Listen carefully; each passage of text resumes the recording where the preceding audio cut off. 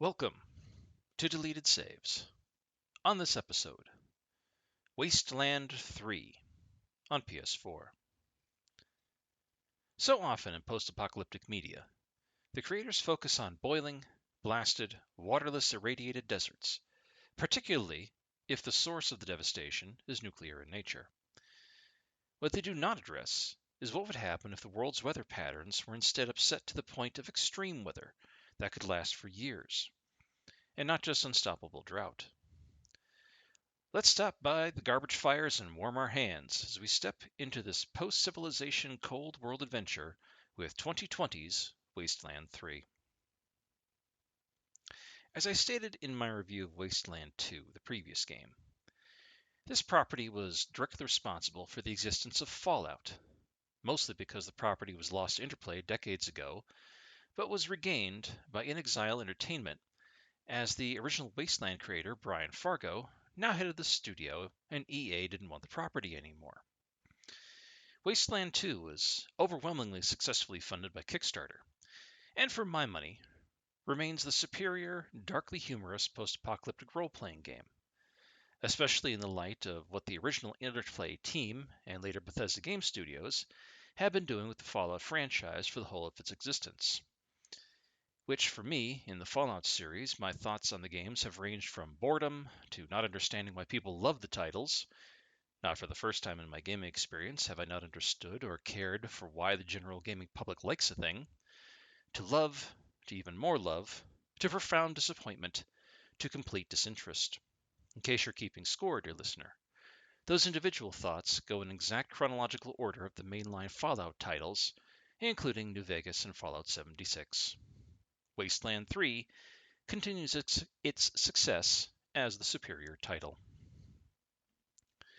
Wasteland 3 begins its story by bringing what remains of the Arizona Rangers, given the fact that by the previous game's end, their base was destroyed and most everyone was dead, to frozen Colorado, after an offer of sanctuary and support by someone named the Patriarch, for the Rangers as, again, due to choices made necessary in the plot of the previous game, both water and food in the still irradiated and barren deserts of Arizona is almost gone entirely. The squad sent in is named Team November, and not too long after entering the frozen landscape, in their modified winter vehicles and wearing every layer of scrounge and scrap winter clothing the team could find from the old world, the team is caught up in a rocket attack ambush while crossing a frozen lake. The whole team of around 20 members is reduced to 2, your player characters. Unlike the previous game where you had to build a whole squad of 4 specialists, you instead have to be pre-packaged teams to pick: siblings, spouses, parent and child, or buddies. You can then customize them a bit. But this was done to allow for a co-op mode, where especially a local player was involved. But obviously, you did not need to do this. In any case, after you survive the ambush by a family called the Dorseys, you have to build up the Rangers' forces and reputation in Colorado from scratch. A base is established, which will be your home for the majority of the game, and you must find new recruits, work for this Patriarch, and defeat the Dorseys. There will be a bunch of specific NPC recruits to get with names like Fishlips, Ironclad Cordite, and Scotchmo, ballooning your team from 2 to 7 members overall, or recruiting new members of the Arizona Rangers ad hoc from your camp, and eventually needing to find Angela Death, the now longest running known character from the whole series, as she has now survived into all 3 games. I wish I could say that there was an exact mainline quest to follow, but that review would take hours to complete because what Wasteland 3 does best is give the player options as to how to accomplish the main story, and adds a few dozen side quests of varying size as your team rolls around the eternal winter that is now Colorado, from Aspen to Denver to Colorado Springs, to the Eastern Plains, to the very foothills of the Rocky Mountains. We could be here a hell of a long time if I ran down every specific quest. But I will say this: whatever you choose, you will have to make 4 major choices at the end of the game. Work with the patriarch and his rather, shall we say, draconian patriarchal ideas? Make yourself the new dictator of Colorado? Make Angela Death the new dictator of Colorado? Or engineer a peaceful transition of power where the patriarch steps down and the Rangers impose a more democratic rule? In most cases, the patriarch is going down, but at least you have options. All those spawn from the choices you made throughout the main and side quests, who you recruited, who you took advice from, and what level of involvement you want to have in linking the fates of both this new Colorado and the current, relative to the setting anyway, Arizona. But there are a few standout quests to look out for if you want to give this game a try for yourself that I really enjoyed. Big Trouble in Little Vegas, where the Rangers must take down crime boss Farron Brigo. Yes, I see what you did there. Reagan Reborn, where a certain 1980s United States president is somehow trying to be reborn and will almost certainly recreate the same disasters in the post-apocalyptic world as he did in the real world, except with more ambient radiation. And anything involving the Bazaar, spelled Bizarre, and an old mega mall that has been turned into an anything goes marketplace and fortified camp. This is good stuff, genuinely well written, and even more improved and built upon from the previous title in the series. I also feel these quests were more willing to take risks in their storytelling and somehow keep it more real. As if this is a term we could apply to the whole game. Keeping down on the more fantastical elements while keeping the craziness of an evolving world that has moved beyond its grounding in a what-if scenario of 1980s Cold War fears and capitalist excesses. It stopped being about a pastiche and has just become about people, some of whom are cardstock inserts for individuals, ideals, political views, or pop culture references, of course, because why not, but are more about survivors rebuilding the world with whatever is at hand to do so. Yes, there are still robots and mutants and malfunctioning AI, but it is somehow more stable than what its competing franchise has done. Wasteland 3 was crowdfunded like its predecessor, this time through an equity crowdfunding site, Fig, which is more regulated than something like Kickstarter. A month after its 2016 campaign, it had received over $3 million to fund the game's development. Now, this was all long before Big Daddy Microsoft came calling and bought them. So with Bill Gates' bucks fueling development of the next game, I can only imagine that the sky's the limit. And before anyone says anything, yeah, I know Gates checked out of Microsoft ownership years ago, and all he gets is dividend shares from stock ownership. But fuck him and the leadership and the equity companies that own this rotten titan. So I'll call it Gates Bucks, and if you don't like that, I say that you can go fuck yourself too. But I mean that in the nicest way. How did Wasteland 3 do with our old friends, the overwhelmingly pompous paid video game critics? Who the fuck cares what they think, really? Oh, you're not buying that one, huh? All right. I guess I'll cater to the whims of the public. Ahem. The critical praise was very good, and the game sits at around 85 on Metacritic. Man, I sure have been saying a lot of scores on Metacritic of late. I guess it can be a useful metric, but it feels disingenuous. But people like numbers, because simple numbers make things easy. Overall, the reviews were good, despite something and sometimes the rough edges of the game that it displays as far as graphics or content. But I'll say good enough.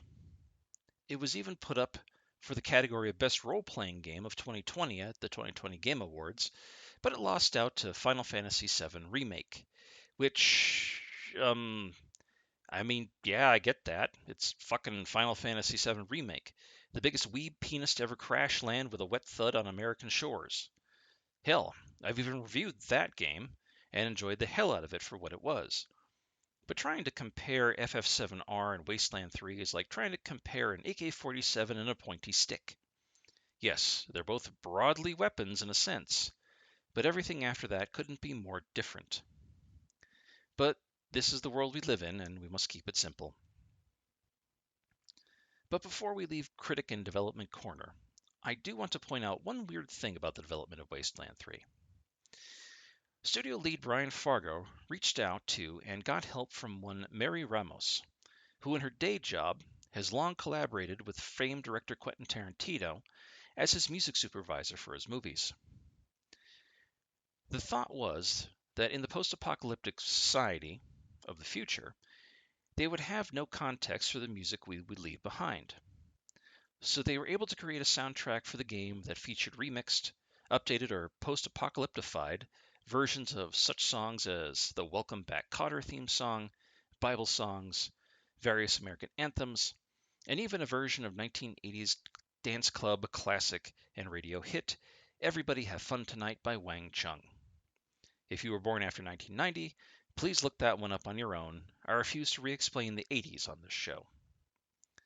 Needless to say, given the fact that the woman who rules over the soundtrack to Tarantino's films gave Wasteland 3 its music, aside from the ambient tracks, that is, should put this game on your radar. Anyway, here's my place in the much larger story of this game. As I've said before, it is absolutely the superior post-apocalyptic game property. I found it interesting just how a simple climate change effect changed the whole nature of how to approach not only this game, but this series, which was desert bound for 2 games previously. Much how like Icewind Dale changed up the Baldur's Gate property upon which it was based, if only slightly. It shows that the world is diverse, and not every place handled the end of civilization the same. We do not realize how often in our own world history that simple environmental factors have changed the course of history, like how the Little Ice Age toppled thrones and may have even helped hasten the Black Plague in taking hold of Europe, along with other factors, of course. Napoleon was not rebuffed by Russian forces, but by Russian winter.